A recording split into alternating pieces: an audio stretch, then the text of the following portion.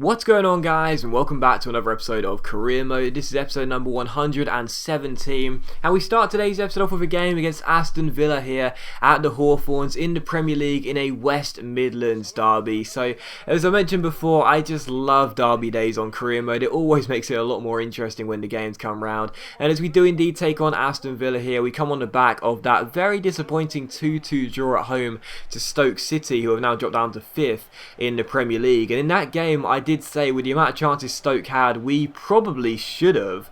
We could have and probably should have lost that game and, lost our undefeated season as things stand. And as we took on Aston Villa, I just had to lay it on the line, really. I needed to play much better because even though Aston Villa are sitting in 11th place and I thought they would probably be an easier opponent for us, I still wanted a much better performance and I wanted to make sure we would go back to winning ways.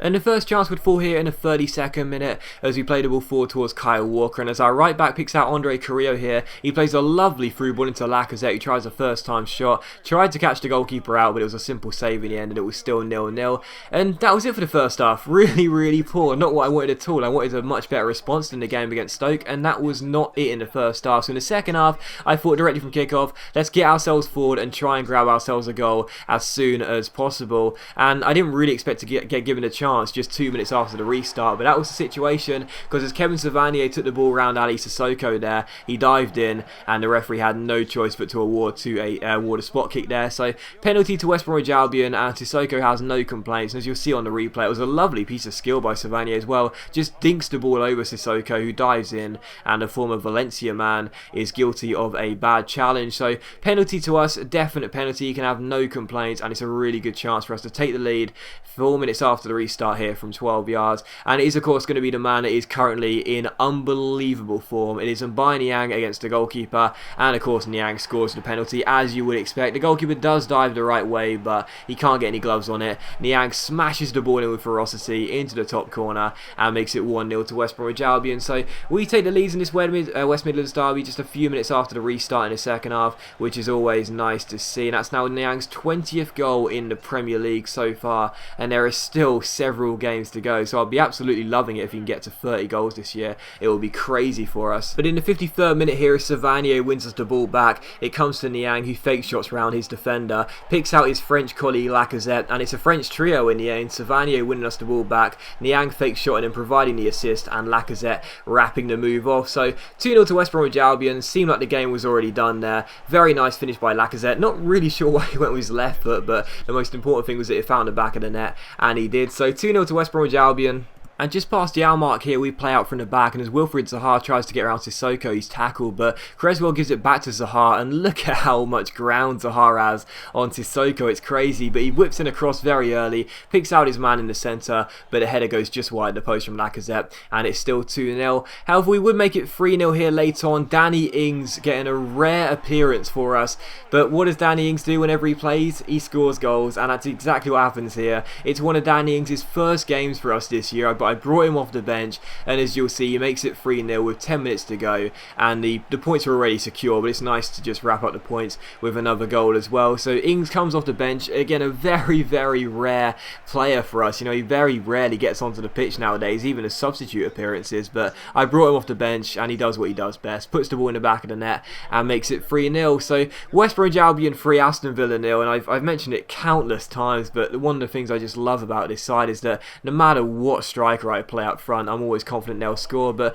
Villa almost ruined our clean sheet with 5 minutes to go. The shot from range being well saved by Joe Hart as he tipped the ball over the bar, and it was indeed how the game finished as well. So a 3-0 victory in the West Midlands derby. Very pleased to get back to winning ways, very pleased to get a clean sheet back under our belt as well, and a much better performance. The game against Stoke, I was so poor in. I probably did deserve to lose our undefeated streak because I just didn't play well at all, but that was much better. Really good performance, great to get the 3 points, lovely clean sheet as well, and a 3-0 scoreline against Aston Villa is always going to be good. But still following that, we saw that Andre Carrillo and Jake Powell both declined their contracts. Powell wanted a better squad status and Carrillo wanted much more money, and if you didn't see what Carrillo wanted in the last episode, he wanted more than double what he's getting right now. He's getting paid 50 grand, he wants 110 grand a week, and that's just not going to happen. He's got 3.5 years left in his contract.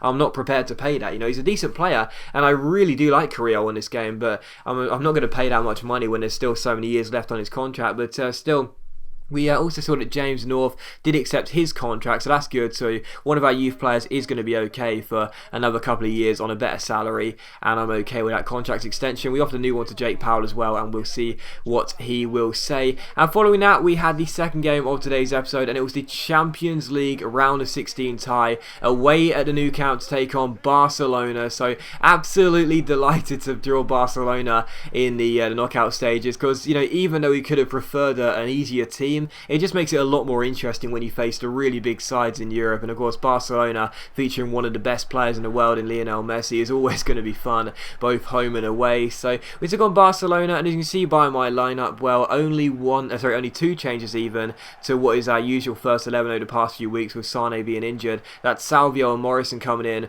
for Carrillo and Carrillo and Wilshere even. And the first chance of this game would fall directly from kickoff as Lacazette gives the ball to Niang. He roulettes round Sergio Busquets, fake shots around the defender, heel flicks around Mascherano as well, and rises slide challenge and puts the ball past Lloris, makes it 1-0, the fastest career mode goal we've scored this year, and we're already 1-0 up at the Nou Camp. The home fans are just silenced and stunned straight away as Niang makes it 1-0, and it's just crazy. But the game against Aston Villa was the opposite of the football we've been playing this year. It was really fast, vibrant, attacking football, and in this game I was thinking, should I go back to passing the ball around a lot, trying to retain possession, or should I just go from it right from the off? Well, there's your answer. I went straight for goal from kickoff, and Niang does not disappoint. And this guy, it's crazy. I get the comments, I do see the comments of people saying, you big up Niang too much, he's not that good. Seriously, guys, he is. Seriously, if you can pick him up for your career mode, you will love the guy. It's Barcelona 0, West Bromwich Albion 1, and it's no real surprise that it is Niang who got the goal. And in the 14th minute here, he almost doubled his goals tally.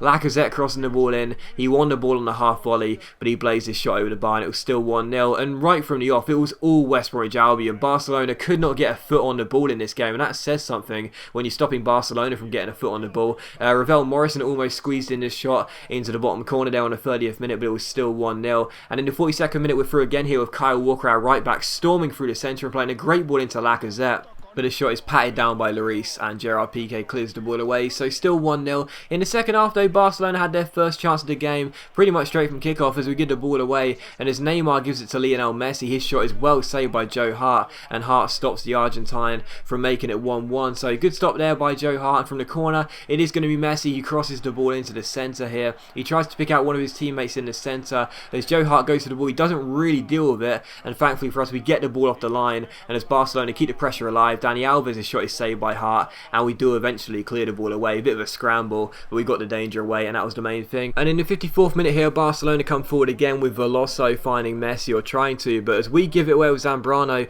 Veloso does find Neymar eventually, and the Brazilian shot goes wide and behind. So Barcelona desperate to grab themselves an equalising goal, but they just weren't doing enough in front of goal. And with 15 minutes to go, as Hart catches this corner very bravely, we don't just time waste, we don't pass the ball out and just regain possession, we launch it forward to Niang with a quick kick out. It goes one-on-one with Mascherano, who makes the tackle. He gives it back to Hugo Lloris, and it is an absolute howler from Hugo Lloris, because the French goalkeeper, the former Spurs man, passes the ball straight to his French colleague Niang. Must have thought he was still playing for France there as he picks him out, and Niang's going forward one-on-one, and at the end of the day, Sergio Busquets has no alternative but to take him down from behind, and in the end, I think the number 5 should be glad he's not getting sent off for that, because Mascherano was never going to catch Niang there as he went through one-on-one, and in my book, I would have given a red card for that. Maybe it was a booking, but I personally would have sent him off. But still, penalty regardless. That's all you need to know, and it is going to be Niang against Lloris. Can Lloris redeem himself, as he did make the mistake after giving the ball away? It is France versus France, Niang versus Lloris,